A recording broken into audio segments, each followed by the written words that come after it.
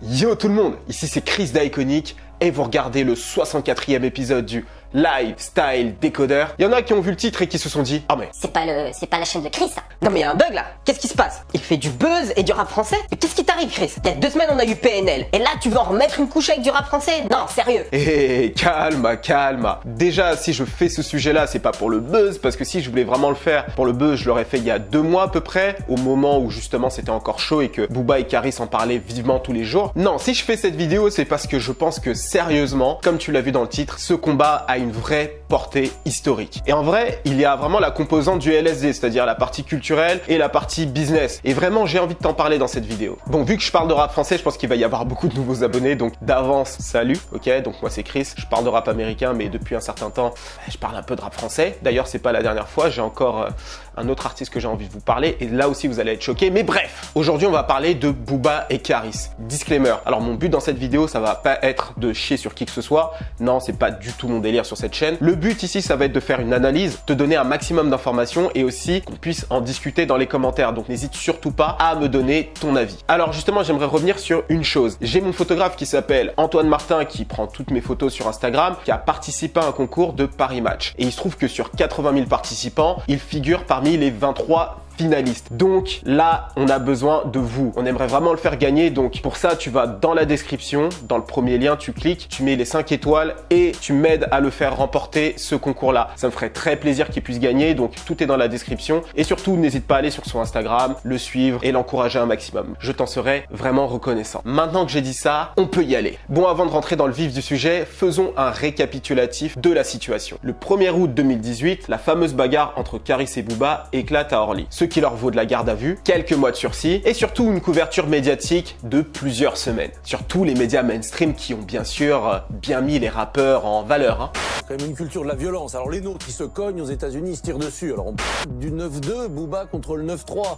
Avance rapide, le 25 décembre 2018, alors qu'on essayait de digérer tant bien que mal la dinde qu'on avait avalée la veille et que d'autres préféraient la fourrer. Oh, calme-toi. Le plus téméraire des deux, Booba, nous prend tous par surprise en défiant Caris publiquement sur Instagram. Il lui propose un combat de MMA, d'un octogone sans règles. Suite à quoi il s'en est suivi plusieurs mois d'échanges, à coups de posts Instagram afin de savoir où est-ce que ça allait être organisé, Tunisie, Suisse, par qui, combien chacun allait toucher et qui a peur, qui parle chinois. Bon, je te cache pas que cette expression au bout d'un moment m'a clairement saoulé. Hein. Et bien sûr, il y a eu leur passage chez Hanouna. La tournée médiatique de Caris pour la sortie de Or Noir 3 a d'ailleurs été complètement ruinée par justement cet octogone. Hein. Après tous ces échanges, ils ont enfin pu se mettre d'accord le 19 décembre 2019 à Genève, un lieu neutre. Maintenant qu'on a fait ce rappel, on peut rentrer dans le vif du sujet.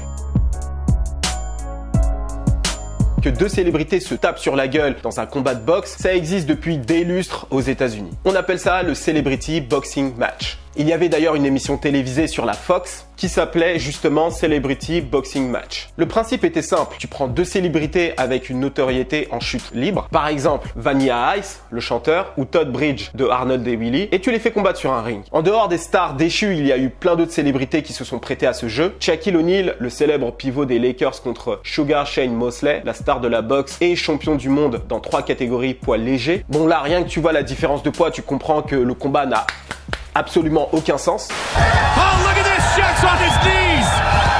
And they're going back again! But Shaq finishes with a... D'ailleurs, Shaq a perdu ce combat, donc c'est pour te dire que ça n'avait vraiment zéro sens, quoi. Kim Kardashian qui s'était fait marave pour la bonne cause dans sa télé-réalité.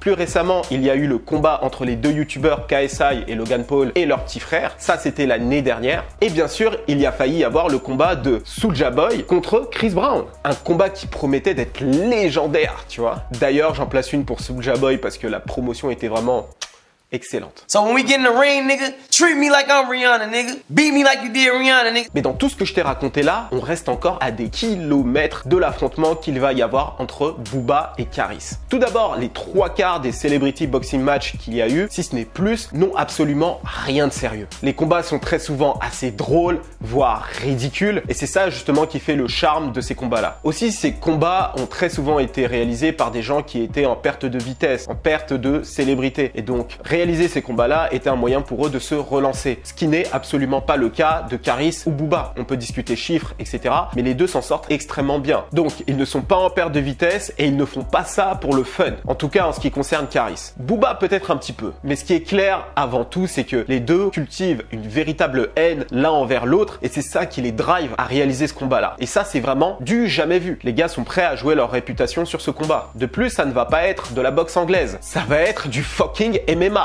Le style de combat qui se rapproche le plus du combat de rue. Tu peux étrangler, tu peux tout faire. Coup de coude, coup de genou, tout faire peut-être pas. C'est quand même encadré. Mais c'est quand même relativement libre par rapport aux autres sports de combat. Et si on regarde dans le monde du hip-hop, c'est aussi du jamais vu. Il y a eu toutes sortes de violences entre des rappeurs, mais jamais de combat homme à homme sur un ring. Le seul rappeur à ma connaissance qui se soit battu comme ça sur un ring publiquement, c'est Sticky Fingers du groupe Onyx, qui a été monté sur un ring pour le show de MTV. Et je peux te dire que c'est pas l'expérience qu'il a le plus mis en valeur, parce que quand même il s'en est pris des coups. Et quand un rappeur comme lui par exemple qui a pour fond de commerce le côté gangster, et je peux dire que les gens ont commencé à bien se foutre de sa gueule après ce combat.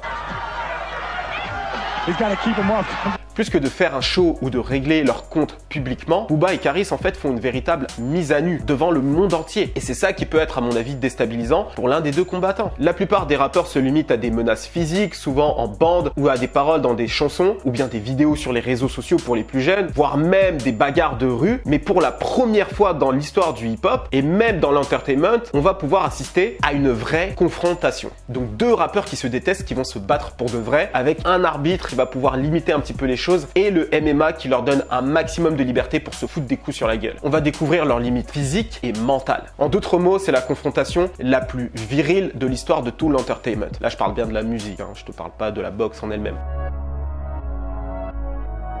Bon, ici, je me dois de faire un focus sur Booba parce que c'est lui qui a lancé tout ça et que Caris n'a fait que répondre. Bien qu'il ait bel et bien la haine contre le rappeur de Sevran, Booba n'a pas choisi de faire ce combat contre Caris pour l'humilier publiquement. Non, Booba a une idée derrière la tête et à mon avis, c'est celle de se positionner comme étant l'ambassadeur numéro 1 du MMA en France. Booba a toujours été un énorme passionné de sport de combat. Il y a des vidéos qui datent de plus de 10 ans où tu le vois en train de combattre en amateur en boxe thaï. À cette époque-là, il était déjà bien lancé dans sa carrière, donc il n'avait aucun intérêt à participer à ce genre de compétition d'amateurs qui aurait pu heurter sa réputation parce qu'il aurait pu se faire cogner, tu vois, il aurait pu tomber sur un crève la dalle, putain de rageux qui veut le laver, tu vois, pour dire ah j'ai lavé Booba, etc.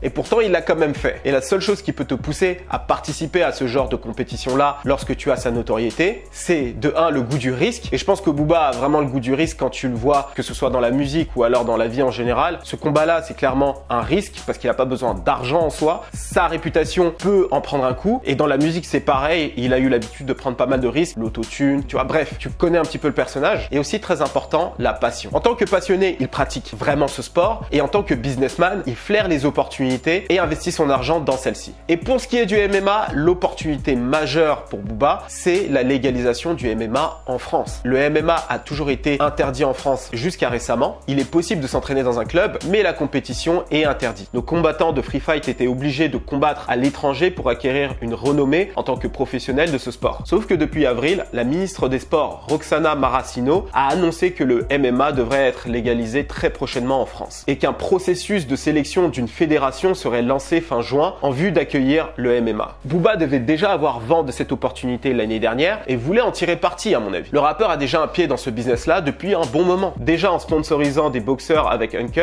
à l'époque, mais surtout en se positionnant en tant que manager en partenariat avec Abdoulaye Fadiga, le fondateur de Champion Spirit. Et c'est de là que le Duc représente des sportifs comme Tyrone Sprong, pour qui il a d'ailleurs parlé en répondant à une vidéo de Tony Yoka. Au passage, Tony Yoka a signé avec Jay Prince, et pour ceux qui ne connaissent pas Jay Prince, j'ai fait une vidéo sur ce boss du rap game, donc le lien apparaît juste là, clique, regarde et donne-moi ton avis. À mon avis, lorsqu'il décide de faire cet octogone avec Caris, il se dit que c'est le meilleur moyen de faire la promotion de ce sport-là en France. Car bien qu'il soit déjà populaire ici, il y a encore une grosse marge de manœuvre possible. Tous les fans de Caris et Booba ne regardent pas forcément les combats de MMA ou de boxe thaï, mais par contre, si les deux stars du rap français décident de se battre dans un octogone, mais là c'est certain que tout le monde va vouloir regarder ça, et même bien au-delà des fans de Booba ou de Caris. Et autre chose qu'il ne t'a peut-être pas échappé, Booba est un grand fan de 50 Cent. Quand tu regardes sa façon de provoquer les gens sur Instagram, c'est du Curtis tout craché, hein.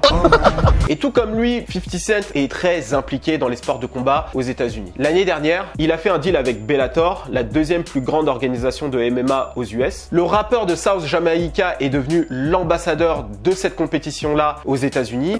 It's good. Bring more people on. It brings more eyes onto me. I'm happy with it, and I like 50 Cent. So maybe one day you can walk down, say singing Many Men or something for me. Et j'ai la nette impression que Booba veut faire la même chose en France, en devenant promoteur ou ambassadeur de ce sport-là. Alors peut-être qu'il est déjà promoteur, mais vraiment je pense qu'il veut devenir ambassadeur de ce sport-là et peut-être même d'une compétition, qui sait. Parce qu'après tout, il a la crédibilité, il est fan de ce sport-là, ça le passionne. À mon avis d'ailleurs, c'est la deuxième chose qu'il aime le plus après le rap. Ensuite, il a les fans, donc il a moyen de rendre ce sport populaire auprès d'un large public. Et aussi, il semble être très bien connecté dans ce sport-là. Quand tu regardes régulièrement sur son Instagram, tu vois qu'il parle à pas mal de boxeurs, que ce soit boxe thaï, MMA, etc. Donc, il paraît clairement crédible. À mon avis, cette stratégie de se battre avec Harris et de faire un grand splash, il savait que cette année, le MMA serait autorisé en France, même s'il va se combattre à Genève. Et comme ça, il fait parler de ce sport-là. Tous les francophones vont regarder et il va pouvoir se positionner éventuellement l'année prochaine comme étant un ambassadeur de ce sport-là. On verra si les années me donnent raison, mais qu'est-ce que toi tu penses de cette théorie-là? Pour ça, il y a les commentaires, développe, donne-moi ton point de vue. Alors, je ne pense pas que ce combat pourrait signer la fin de la carrière de Booba ou de Karis. Moins de Booba, mais je ne pense pas même de Karis. À mon avis, tout va dépendre de la défaite. Si l'un des deux tombe dès le premier round d'un hypercut ou alors d'une soumission, tu vois, là, je pense que ça va être très très compliqué de s'en remettre. La seule solution à ce moment-là sera de demander une revanche au plus vite. Mais s'ils vont jusqu'au 5e round et que l'arbitre désigne un gagnant, je pense que même s'ils seront bien amochés ou que l'un des deux sera peut-être tombé un moment ou quoi, je pense sincèrement qu'ils peuvent clairement s'en sortir. On est dans une situation inédite qui n'a jamais été fait nulle part, donc c'est vrai que c'est difficile de prédire ce qui va se passer dans l'avenir. Mais dans tous les cas, j'ai envie d'avoir ton avis. Qu'est-ce que tu penses de ce combat, de la teneur de ce combat-là? Donne-moi ton avis, développe. Si t'es un fan de MMA, je serais ravi d'avoir ton avis dans les commentaires sur tout ça. Commente un maximum, like cette vidéo et partage-la à un maximum de monde. Sinon, n'oublie pas de me suivre sur les réseaux sociaux, sur Instagram et Twitter. Tu as le compte de Iconic et tu as mes comptes privés. Sur le compte Iconic, le média tourne à plein régime, donc n'hésite surtout pas à nous suivre là-bas. Et si tu veux communiquer avec moi et connaître un petit peu mes actualités, suis-moi sur mes réseaux, Instagram et Twitter, tout s'affiche dans la description. Et pour finir, n'oublie pas d'aller voter pour mon pote Antoine Martin. J'ai vraiment envie de le faire gagner ce concours-là. Donc ça aussi, c'est dans la description. Paris Match, 5 étoiles. Tu m'envoies un message pour me dire que tu l'as fait. Je compte sur toi. Et moi, je te dis à très vite. C'était Chris d'Iconic pour vous servir. Cheers!